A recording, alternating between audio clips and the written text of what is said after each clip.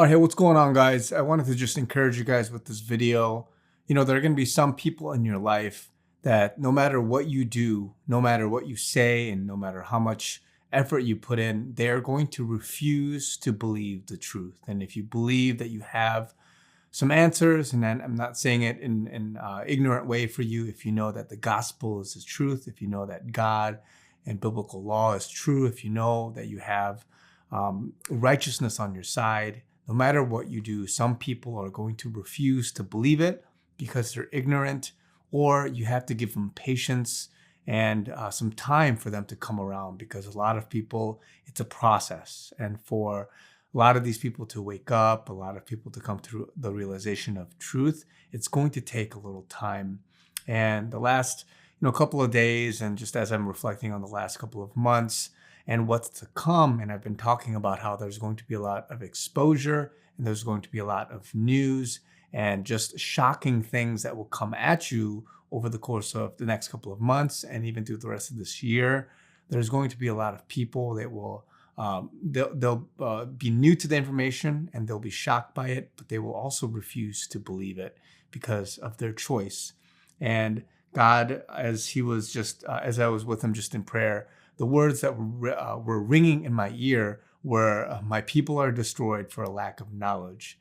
And I had to go look that up because I was like, okay, I think it's in maybe Hosea somewhere, and it was Hosea chapter 4, verse 6, and it says, "My people are destroyed for lack of knowledge, because thou hast rejected knowledge.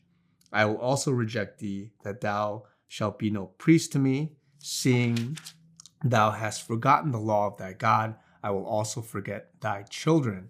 And this passage before this is talking about the fact that there's no knowledge of God in the land. And he is specifically addressing people that refuse to believe the truth, and they're in adultery, they're swamped with swearing and lying and doing all these different things, and in their ignorance and in their pride, they're going to refuse to believe God. And what I want to encourage you guys with today is that if you are open, if you are humble, and if you are desiring to know what's going on, not only just in biblical for the Bible, and having a solid understanding of Scripture to rid yourself of false teaching and false doxology and theology, but also just be able to understand what it is that is going on in terms of interpreting the times. I have another video. I talk about 5 levels of biblical wisdom. And, the first level being, you got to know the gospel, right? And so you have to understand that Jesus Christ died for your sins and that he is the only way to reconciliation with God and ultimately to heaven. You have to know that, obviously, if you're a Christian, but you have to also know solid theology, and you have to also know how to interpret the times around you so that you can properly pray for things. You can properly react to things. And instead of having heard from false prophets like the mainstream media, as well as people that are saying things that are outright wrong, even if they're coming from people that are mature in their faith. And I talked about yesterday, even people that are believers, they will spread lies like circumcision is necessary. You have to adhere to Mosaic law even after Christ came. And of course, we know that's not true. There are people that are running around convicted saying that this is true and this is what you have to believe in. But the problem, as this verse is saying, and as God has just literally been screaming at me and reminding me in just my spirit, is that people are destroyed for a lack of knowledge. And it begins with humbling yourself. It begins with ridding yourself of pride. It begins with prayer and asking truly, and I've been talking about this, but asking the Lord, I have 2 pieces of news and information. How do I receive it? How do I take it? How am I supposed to respond to it? How do I pray over it? Because a lot of people, they pray things, but they pray it incorrectly. And they pray things that go against the will of God, even though it may sound good. It may sound okay to pray for prosperity for the president. It may sound okay to pray for some people to have certain things and whatnot. But the problem is that if you don't understand the will of God, if you don't understand the times, if you don't understand facts, then you can't pray the right prayers. And so that's why it says, "My people are destroyed for a lack of knowledge." And because knowledge, it's not just limited to the Bible. The Bible, this book, guys, this Bible has everything you ever need. It has everything with regards to science and psychology and human behavior, anything with wisdom and money, business. It has so many things. Yeah, it doesn't outright say it from a technical standpoint, but it's a reflection. Okay, it's a reflection of everything around us. It's a reflection of science and math and everything. This book, this Bible has everything. But the problem is, if you don't start by believing this, then you can't believe other things that are true. Everything else is a reflection of God. And so if you deny truth, if you deny what actually happened in an event, if you deny, certain facts of, medicine or whatever it is, then you are rejecting God too. And as it says here, you are essentially being rejected by God himself, because if you reject knowledge, if you reject truth, then you are rejecting, and God is rejecting you. And so if you don't open yourself up that way, he's not going to fill you with that knowledge. He's not going to fill you with wisdom and understanding. And it's good in a godly way to pursue knowledge. And many of us, we refuse to do that. Many times we don't even study. We don't even try to research.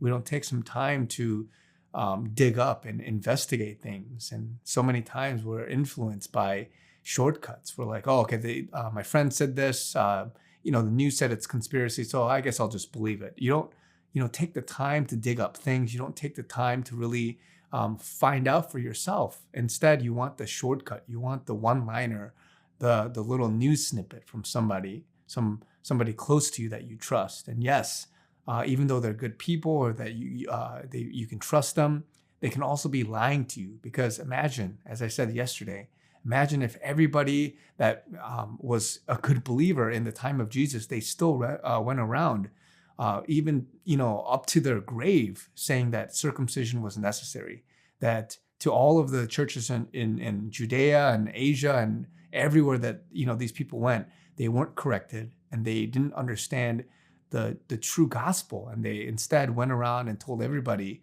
yeah, you need to be circumcised in order to be saved.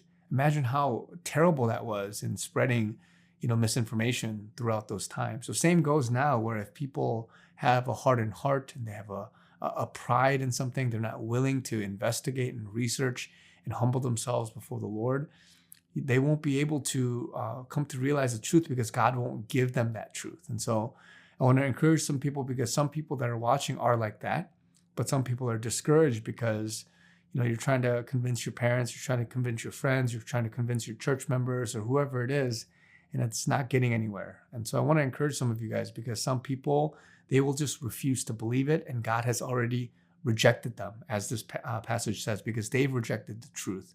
And for other people, they're going to take more time. They need more time. It's going to take a great deal of effort, and they'll probably have to fall a few times and be hurt.